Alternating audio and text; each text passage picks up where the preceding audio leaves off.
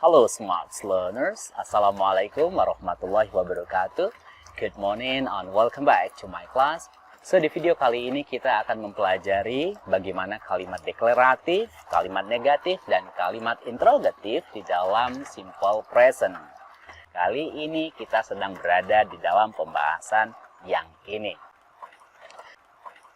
So, sebelum kita membahas lebih lanjut tentang bagaimana kalimat deklaratif, kalimat negatif, dan interrogatif di dalam simple present, sebaiknya teman-teman sudah memahami terlebih dahulu bagaimana pronoun alias kata ganti di dalam bahasa Inggris. Kalian juga harus tahu bagaimana kalimat nominal dan bagaimana kalimat verbal. Pemahaman yang bagus akan kalimat nominal dan verbal tentunya akan membantu kita dalam memahami seluruh tenses yang ada di dalam simple present.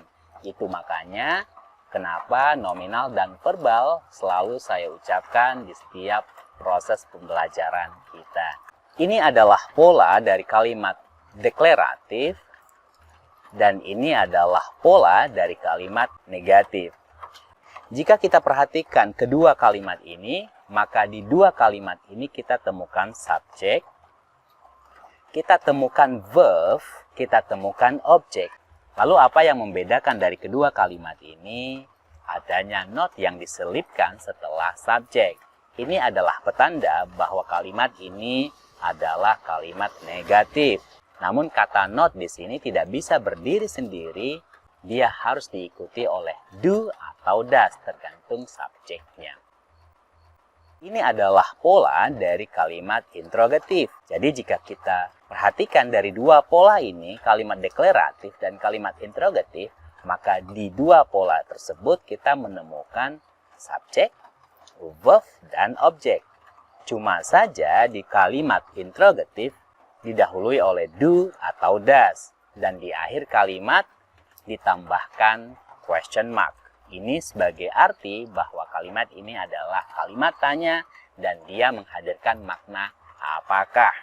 Yuk, sekarang kita coba lihat contohnya. They learned English. They do/does not learn English. Sama-sama kita temukan subjeknya di sini, yaitu they. Sama-sama kita temukan kata kerjanya di sini, yaitu learn. Dan sama-sama kita temukan objeknya di sini, yaitu English. Lalu apa yang membedakan dari dua kalimat ini? Adanya not di sini.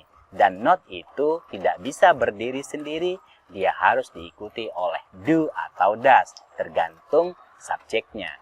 Karena di sini subjeknya adalah they, maka kita menggunakan do dan kita buang does-nya. They learn English, mereka mempelajari bahasa Inggris. They do not learn English. Mereka tidak mempelajari bahasa Inggris. Selanjutnya, bagaimana caranya kita membedakan deklaratif to interrogatif? Gampang.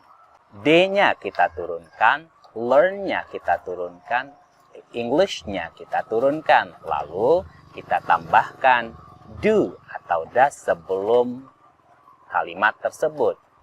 Karena di sini subjeknya adalah D, sehingga do yang kita pilih, does-nya yang kita buang, lalu di ujung kalimat kita tambahkan question mark. So, they learn English. Mereka mempelajari bahasa Inggris. Do they learn English? Apakah mereka mempelajari bahasa Inggris? Jawabannya boleh ya, yes, they do, atau no, they do not. Tergantung faktanya. Contoh selanjutnya, we speak English. We do/does not speak English. Kita sama-sama menemukan subjeknya, yaitu we. Kita juga menemukan kata kerjanya, yaitu speak. Dan kita juga menemukan objeknya, yaitu English. Lalu apa yang membedakan dari kedua kalimat ini? Adanya not di sini. Seperti yang sudah dijelaskan sebelumnya, bahwa not ini tidak bisa berdiri sendiri, dia harus diikuti oleh do atau does tergantung subjeknya. Karena di sini subjeknya we, maka kita gunakan do dan kita buang does-nya. We speak English. Kita bicara bahasa Inggris. We do not speak English. Kita tidak bicara bahasa Inggris. Selanjutnya coba kita perhatikan kalimat ini, declarative to interrogative. We speak English. Kita turunkan we-nya, kita turunkan speak-nya, kita turunkan English-nya. Semuanya sama. Lalu apa yang membedakannya? Ditambahkannya kata do sebelum kalimat deklaratif. Dan di ujung kalimatnya kita tambahkan question mark. Sehingga kalimat ini menghasilkan arti, apakah kita bicara dengan menggunakan bahasa Inggris? We speak English. Kita bicara menggunakan bahasa Inggris. Do we speak English? Apakah kita bicara dengan menggunakan bahasa Inggris? Jawabannya tergantung faktanya. Ya, jika faktanya benar. No, jika faktanya tidak. Contoh selanjutnya. John teaches Arabic. John does not teach Arabic. John-nya kita turunkan.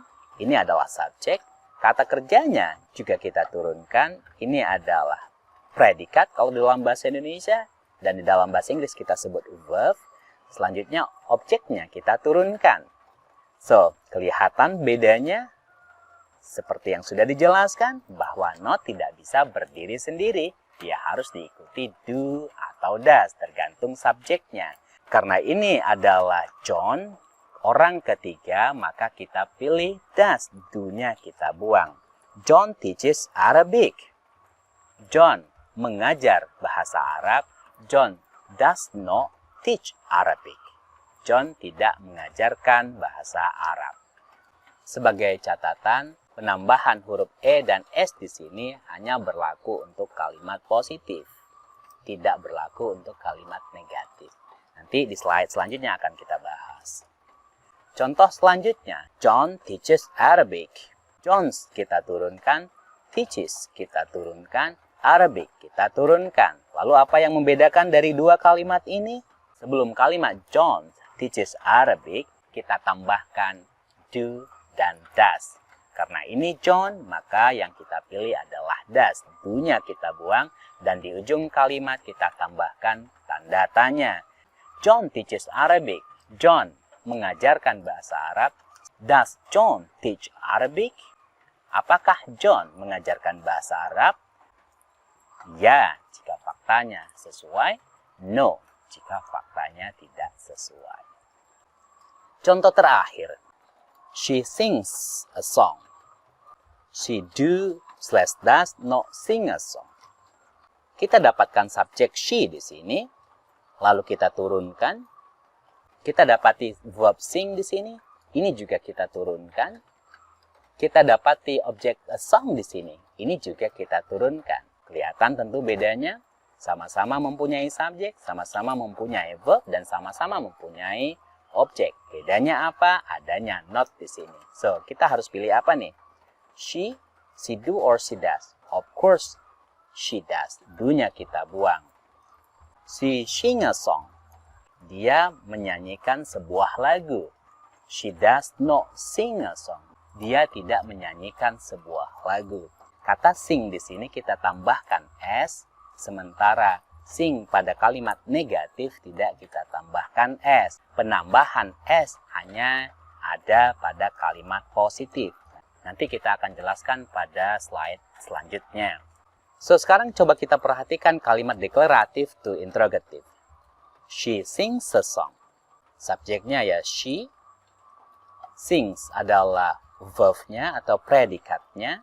A song adalah objeknya. Sebelum kalimat ini kita tambahkan do or does. Maka yang kita pilih adalah does. Dan di akhir kalimat kita tambahkan question mark. She sing a song. Dia menyanyikan sebuah lagu. Does she sing a song? Apakah dia menyanyikan sebuah lagu? Ya, jika faktanya benar. No, jika faktanya tidak. Sebagai catatan, ini catatan khusus untuk kalimat deklaratif. Apabila sebuah kalimat bersubjekkan orang ketiga tunggal alias the third person atau the third thing, seperti ini, lalu kata kerjanya berakhiran dengan CH misalkan, atau SH, atau X, atau O, atau S, maka kita harus tambahkan huruf E dan S, seperti ini. Namun apabila subjek yang sama tidak diikuti oleh kata kerja yang berakhiran dengan salah satu dari huruf ini tadi, maka kita hanya tambahkan huruf S saja. Setelah itu kita tambahkan objek dari verb ini. Misalkan Sophie watches television, she published a journal, dan seterusnya. Namun apabila subjek yang sama mengawali sebuah kalimat dan kata kerja yang mengikutinya berakhiran dengan huruf Y, seperti ini, maka kita harus memperhatikan huruf apa yang ada sebelum huruf Y. Jika sebelum huruf Y terdapat huruf vowel atau yang kita kenal dengan istilah huruf hidup, maka kita langsung tambahkan huruf S saja. Akan berbeda jika sebelum huruf Y bukan huruf vowel, maka terlebih dahulu buang huruf Y-nya, lalu ganti dengan I dan tambahkan huruf E dan S seperti ini.